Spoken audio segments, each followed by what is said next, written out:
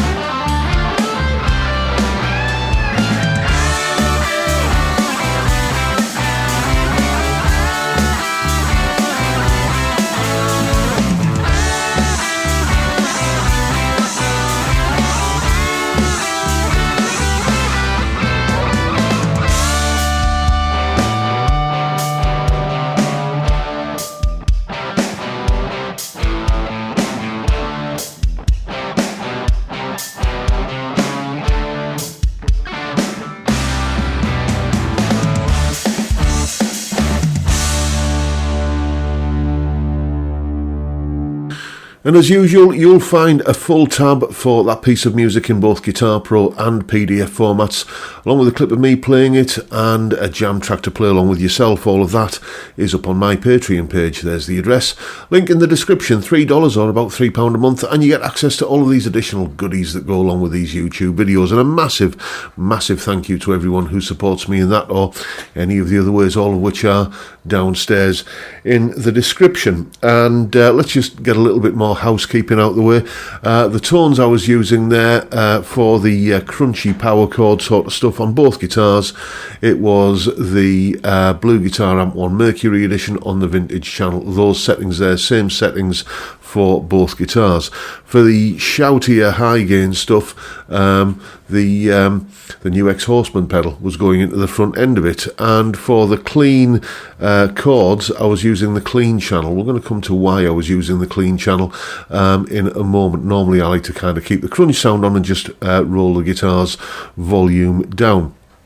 And then for the sort of lower gain lead, it was the same clean channel, but with the boost function add-on, just to kind of give it a little bit more sizzle and a little bit more body to to kind of play lead with, I guess.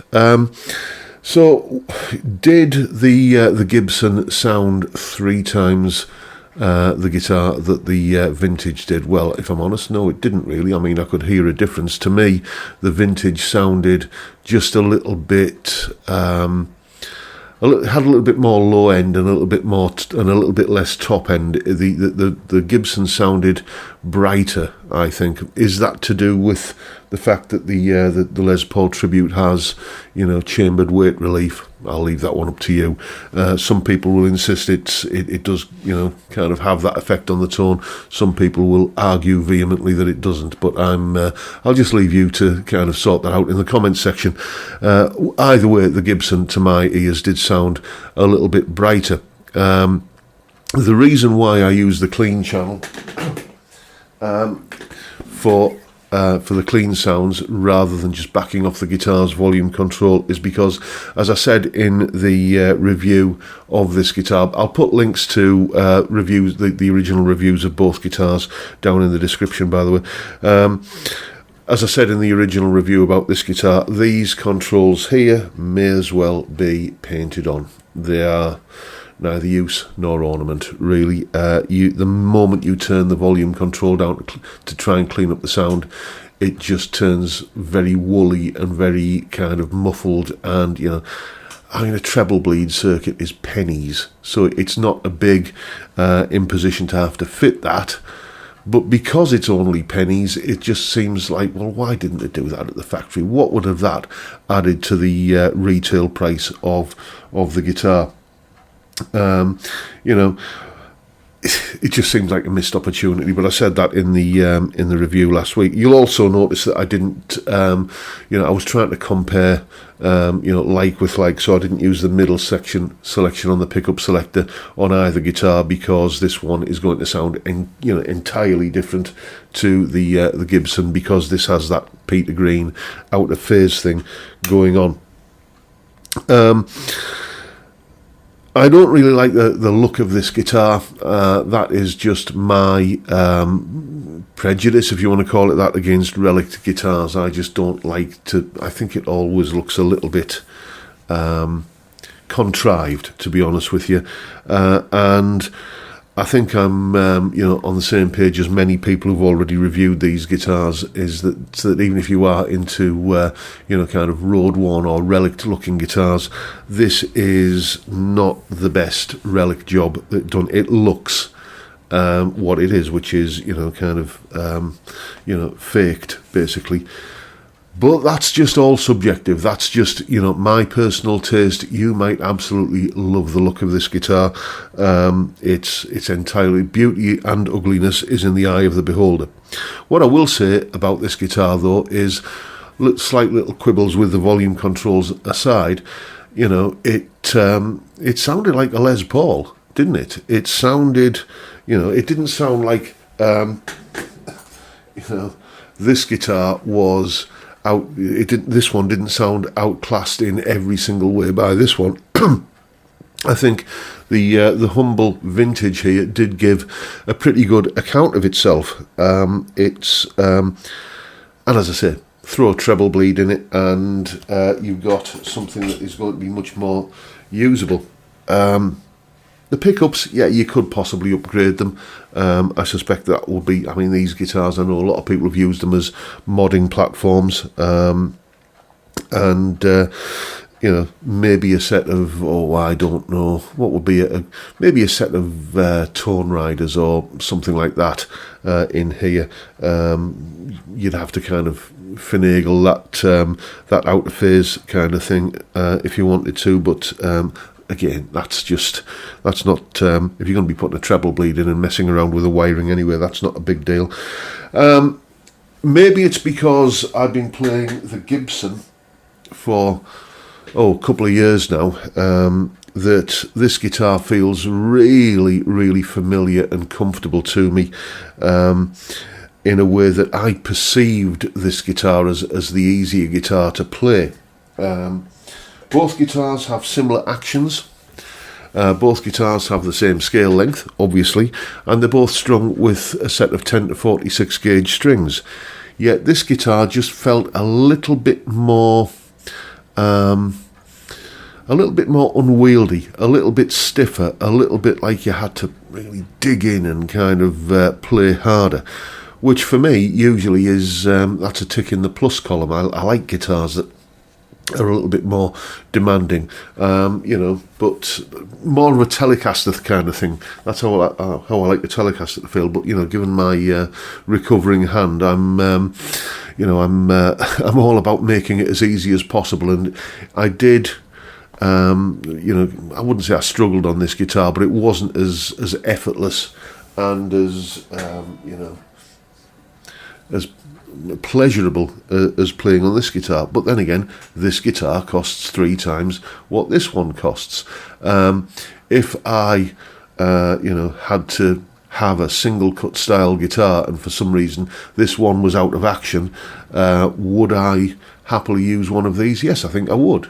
I could live with its shortcomings, and those shortcomings are easily remedied. As I say, a capacitor and a resistor as a treble bleed circuit, and maybe further down the line, maybe some tone rider pickups in, or some the iron gear Tesla Sharks would be a nice addition to this, I think. So there you go. The comparison between the Gibson Les Paul Tribute with retrofitted burst bookers and the humble vintage V100 Lemon Drop. That is my comparison, chaps. Make of it what you will. Hope you've enjoyed the video and found it entertaining and interesting some small way, and if that's the case, please hit the subscribe button and the notification bell if you haven't already done so, and why not drop me a like as well while you're at it. Don't forget the live stream every Friday, 5 PM UK time. We drink beer and talk about stuff, guitars, music, whatever. Great way to kick off the weekend. I'd love to see you there if you can make it, but for now I'll bid you all a good day and say thank you so much for watching. Thank you for your time. Look after yourselves, folks. Stay well, stay safe, and above all, stay sane. Bye for now.